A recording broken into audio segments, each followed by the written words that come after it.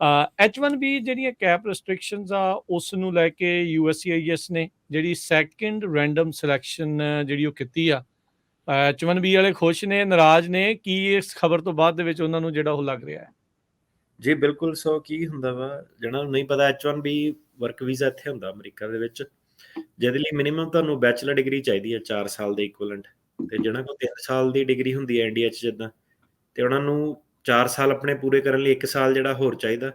ਉਹ ਜਿਹੜਾ 1 ਸਾਲ ਆ, 3 ਸਾਲ ਜੇ ਉਹਨਾਂ ਨੇ ਕੰਮ ਕੀਤਾ ਤਾਂ 3 ਸਾਲ ਦੀ ਜਿਹੜੀ ਵਰਕ ਹਿਸਟਰੀ ਆ ਉਹਨੂੰ ਉਹ 1 ਸਾਲ ਦੀ ਪੜ੍ਹਾਈ ਮੰਨਦੇ ਆ। ਸੋ ਠੀਕ ਮਤਲਬ ਜਾਂ ਤੁਹਾਡੇ ਕੋਲ 4 ਸਾਲ ਦੀ ਡਿਗਰੀ ਹੋਵੇ, ਤੇ ਜਾਂ ਫਿਰ ਤੁਹਾਡੇ ਕੋਲ ਜੇ 3 ਸਾਲ ਦੀ ਡਿਗਰੀ ਆ ਤਾਂ ਉਸ ਤੋਂ ਬਾਅਦ ਤੁਹਾਡੇ ਕੋਲ 3 ਸਾਲ ਦਾ ਐਕਸਪੀਰੀਅੰਸ ਹੋਵੇ, ਉਹਨੂੰ ਉਹ 1 ਸਾਲ ਦੀ ਪੜ੍ਹਾਈ ਦੇ ਬਰਾਬਰ ਮੰਨਦੇ ਆ। ਹੂੰ।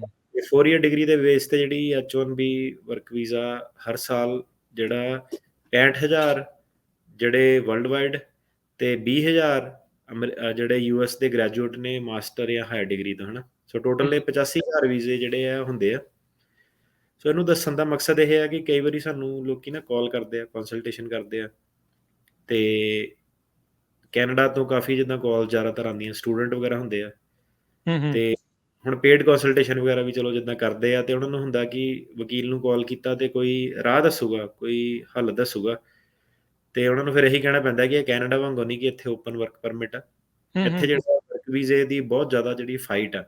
ਜੇ ਹੂੰ ਇੰਡੀਪੈਂਡੈਂਟਲੀ ਤੁਸੀਂ ਵਰਕ ਵੀਜ਼ੇ ਦੀ ਗੱਲ ਕਰੋ, ਈਵਨ ਜਿਹੜੇ ਸਟੂਡੈਂਟ ਵੀ ਗ੍ਰੈਜੂਏਟ ਹੁੰਦੇ ਆ ਕਾਲਜ ਚੋਂ, ਸਕੂਲਾਂ ਚੋਂ, ਉਹਨਾਂ ਨੂੰ ਵੀ ਜਿਹੜਾ ਹੁਣ 7.5 ਲੱਖ ਲੋਕਾਂ ਨੇ ਅਪਲਾਈ ਕੀਤਾ ਸੀਗਾ 85,000 ਸਪੌਟ ਦੇ ਮਗਰ।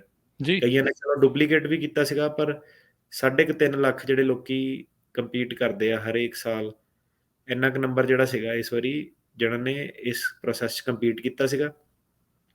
ਸੋ ਇਹ ਵੀਜ਼ਾ ਕਿੱਦਾਂ ਮਿਲਦਾ ਕਿ ਹਰ ਸਾਲ ਤੁਸੀਂ ਮਾਰਚ ਦੇ ਮਹੀਨੇ ਆਪਣੀ US ਇੰਪਲੋਇਰ ਥਰੂ, ਇਹ ਨਹੀਂ ਕਿ ਆਪਣਾ ਆਪ ਹੀ ਤੁਸੀਂ ਕਰਤਾ, ਇੱਕ US ਇੰਪਲੋਇਰ ਸਿਰਫ ਤੁਹਾਡੀ ਜਿਹੜੀ ਪਟੀਸ਼ਨ ਹੈ ਉਹ ਫਾਈਲ ਕਰ ਸਕਦਾ।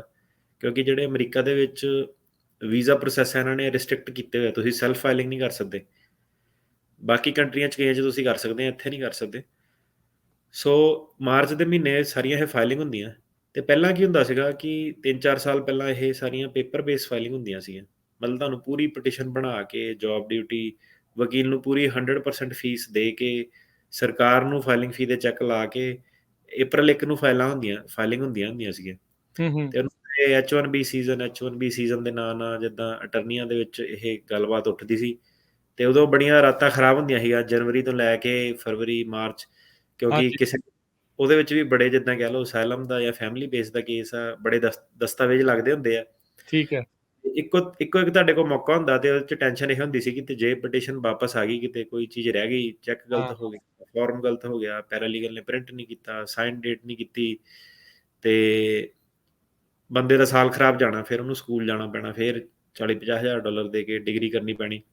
ਸੋ ਬਹੁਤ ਜ਼ਿਆਦਾ ਇੱਕ ਸਟ੍ਰੈਸਫੁਲ ਜਿਹਾ ਜਿਹੜਾ ਦੌਰ ਹੁੰਦਾ ਹੈਗਾ। ਚਲੋ ਅਟਰਨੀ ਉਦੋਂ ਪੈਸੇ ਵੀ ਬਣਾਉਂਦੇ ਸੀਗੇ ਕਿ ਪੂਰੀ ਪਟੀਸ਼ਨ ਫੁੱਲ ਫੀਸ ਇਕੱਠੀ ਕਰਦੇ ਸੀਗੇ, ਫਾਈਲ ਕਰਦੇ ਸੀਗੇ। ਜਿਹੜੀ ਜਨਤਾ ਸੀਗੀ ਮਤਲਬ ਸਪੈਸ਼ਲੀ ਇੰਪਲੋਇਰ ਵਿੱਚ, ਇੰਪਲੋਈ ਨਹੀਂ ਪੈਸੇ ਦੇ ਸਕਦਾ, ਉਹਨੂੰ ਜਿਹੜੀ ਪੂਰੀ ਫੀਸ ਆਪਣੀ, ਹੈ ਨਾ, ਡਿਪੈਂਡਿੰਗ ਉਹਦੇ ਕਿੰਨੇ ਇੰਪਲੋਇਰ ਆ, $4-5,000 ਦਾ ਉਹਦਾ ਖਰਚਾ ਪਰ ਇੰਪਲੋਈ ਆਉਂਦਾ ਸੀਗਾ। ਤੇ ਹੁਣ ਤੁਸੀਂ ਲਗਾ ਲਓ ਕਿ ਜੇ 10-20 ਇੰਪਲੋਈ ਹੈਗੇ ਆ ਤਾਂ ਉਹ $50,000 ਲੱਖ ਜਿਹੜਾ ਇੱਕ ਐਵਰੇਜ ਕੰਪਨੀ ਜਿਹੜਾ ਇਮੀਗ੍ਰੇਸ਼ਨ ਦੇ ਉੱਤੇ ਹਰ ਮਹੀਨੇ, ਜਿਹੜਾ ਹਰ ਸਾਲ, ਜਿਹੜਾ ਸੀਜ਼ਨ ਦੇ ਵਿੱਚ ਪੈਸੇ ਖਰਚਦੀ ਸੀਗੀ। ਤੇ ਹੂੰ ਹੂੰ ਉਦੋਂ ਵੀ ਲੋਟਰੀ ਫਿਰ ਮੈਨੂਅਲ ਹੁੰਦੀ ਸੀਗੀ, ਉਹ ਲੋਟਰੀ ਕਰਦੇ ਸੀਗੇ, ਪਹਿਲਾਂ ਪਟੀਸ਼ਨਾਂ ਨੂੰ ਐਂਟਰ ਕਰਦੇ ਸੀਗੇ, ਫਿਰ ਲੋਟਰੀ ਹੁੰਦੀ ਸੀਗੀ, ਫਿਰ ਰਿਜ਼ਲਟ ਆਉਂਦੇ ਸੀਗੇ ਹੌਲੀ ਹੌਲੀ, ਠੀਕ ਹੈ। ਕਦੀ ਹੌਲੀ ਹੌਲੀ ਕਰਕੇ over a period of month ਦੱਸਦੇ ਸੀਗੇ। ਹੂੰ ਤੇ ਹੁਣ ਇਹਨਾਂ ਨੇ ਪਿੱਛੇ 2-4 ਦਿਨਾਂ ਦੇ ਵਿੱਚ ਕੀ ਕੀਤਾ ਕਿ ਇਹ ਜਿਹੜੀ ਪ੍ਰੋਸੈਸ ਆ, ਉਹ ਕਹਿੰਦੇ ਸਾਰੀ ਪਟੀਸ਼ਨ ਫਾਈਲ ਕਰਨ ਦੀ ਲੋੜ ਨਹੀਂ ਹੈਗੀ, ਹੂੰ ਇੰਪਲੋਇਰਸ ਨੇ ਇਲੈਕਟ੍ਰੋਨਿਕ ਰਜਿਸਟ੍ਰੇਸ਼ਨ ਕਰਨ ਲਈ ਕਿਹਾ। ਹੁਣ ਉਹ ਇਲੈਕਟ੍ਰੋਨਿਕ ਰਜਿਸਟ੍ਰੇਸ਼ਨ ਜਦੋਂ ਕਰਨ ਲਈ ਕਿਹਾ ਤਾਂ ਵਕੀਲਾਂ ਦਾ ਕੰਮ ਉਹਨਾਂ ਘਟ ਗਿਆ ਕਿ ਪਟੀਸ਼ਨ ਕਿੱਦਾਂ ਫਾਈਲ ਹੋਣੀ ਹੈ, ਹੂੰ ਤੇ ਇੰਪਲੋਇਰਾਂ ਦਾ ਵੀ ਕੰਮ ਜਿਹੜਾ ਘਟ ਗਿਆ। ਤੇ ਉਹ ਇੱਕ ਸਿੰਪਲ ਜਿੱਦਾਂ ਕਹਿ ਲਓ ਲੋਟਰੀ ਦੀ ਰਜਿਸਟ੍ਰੇਸ਼ਨ ਹੁੰਦੀ ਆ ਕਿ ਆਹ ਨਾਮ ਆ ਬੰਦੇ ਦਾ, ਇੰਪਲੋਇਰ ਆ, ਇੱਥੇ ਕੰਮ ਕਰਦਾ, ਤੇ ਉਹਦਾ ਜਿਹੜਾ ਹੁਣ ਖਰਚਾ ਸੀਗਾ ਜਿਹੜਾ $1,000 ਤੋਂ ਘਟ ਕੇ, ਉਹਦੀ ਫੀਸ ਵੀ ਉਹਨਾਂ ਨੇ $10 ਰੱਖੀ ਹੈ ਲੋਟਰੀ 'ਚ ਪਾਰਟੀਸਪੇਟ ਕਰਨ ਦੀ। ਸੋ ਕਿੱਥੇ ਪਹਿਲਾਂ ਪੂਰੀ ਪਟੀਸ਼ਨ ਤੁਹਾਨੂੰ ਭੇਜਣੀ ਪੈਂਦੀ ਸੀ, ਤੇ ਫਿਰ ਜੇ ਨਹੀਂ ਸਿਲੈਕਟ ਹੁੰਦੀ ਸੀ ਮੁੜ ਆਉਂਦੀ ਸੀਗੀ, ਪਰ ਹੁਣ ਇਹਨਾਂ ਨੇ $10 ਦੇ ਕੇ, ਤੇ ਜਿਹੜਾ ਪ੍ਰੋਸੈਸ ਆ ਉਹ ਸਿੰਪਲ ਆ, ਉਹ ਵੀ ਹੁਣ ਜਿੱਥੇ ਵਕੀਲ $1,000 ਲੈਂਦੇ ਸੀ, ਉੱਥੇ ਹੁਣ $400-500 ਜਿਹੜੀ ਬੰਦੇ ਦੀ ਗੱਲ ਬਣ ਜਾਂਦੀ ਹੈ।